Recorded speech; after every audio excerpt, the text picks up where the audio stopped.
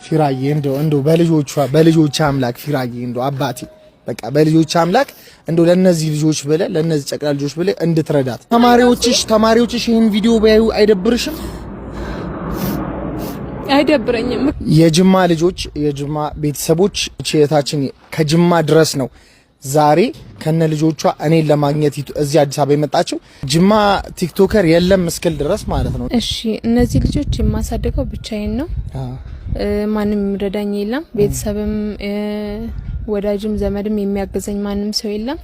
ስለዚህ እንዲህ በወጣትነት እንደገና የሴትነት ጫና አለ። እነዚህ ልጆች ማሳደግ ራሱ በጣም ከባድ ነው። እኔ መቋቋም አልችልም። እግዚአብሔርን ለምዶን አላውቅም፣ ያስለቅሰኛል ይሄን ነገር ሳስብ ማለት ነው። አይዞሽ ጠንከር ብለሽ አጠራርብሽ ተናገር። አይዞሽ አባታቸው የለም? አባታቸው አለ፣ ነገር ግን ትቷቸዋል። ጭራሽም አያያቸውም፣ አይረዳቸውም። እናችን የ10 ወር ልጅ እያለች ነበር የተለያየ ነው። ከዛን እሷን በማሳደግ ራሱ በጣም ነው ዋጋ የከፈልኩት ማለት ነው። በዚህ እድሜ ብቻ በወጣትነቴ በጣም ነው የልጅ አሮጊት ነው የሆንኩት። ለነሱ ስል በጣም የተሰቃየሁት። እነዚህ ልጆች እንዴት ነው የማደርገው ብዬ ነው ሐሳብ የሚይዘኝና በዚህ ጅማ የት አካባቢ ነው የምትኖር? እኔ አጋሮ ነው የምኖረው። አጋሮ ነው የምትኖር? የአጋሩ ሰዎች እንግዲህ ከጅማ ድረስ ነው እኔን ለማግኘት የመጣችው።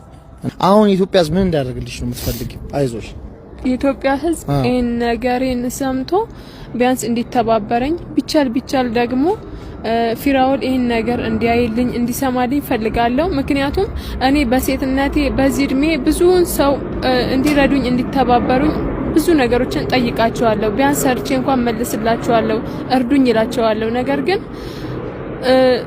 ማንም ዞር ብሎ የሚያየኝ የለም። የህዝብ ልጅ የሆነው ፍራኦል ኢቴቻ ከአሜሪካ አንድ ሻንጣ ሙሉ ገንዘብ ልኮላታል።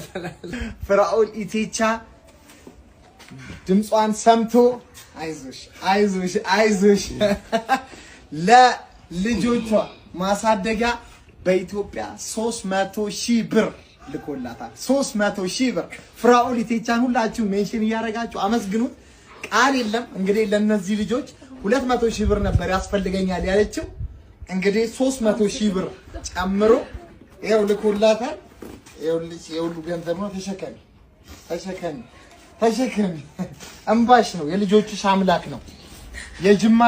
የጅማን ህዝብ አመስግኝ፣ የኢትዮጵያን ህዝብ አመስግኝ። ጅማዎች ስፔሻሊ ቪዲዮ ቫይራል እንዲወጣ በውስጥ እየደወሉ በጣም በቃ ጅማዎች ትለያላችሁ። ይሄው ፍራኦል ኢቴቻ የህዝብ ልጅ የኢትዮጵያ ልጅ ፍራኦል ኢቴቻ ይሄው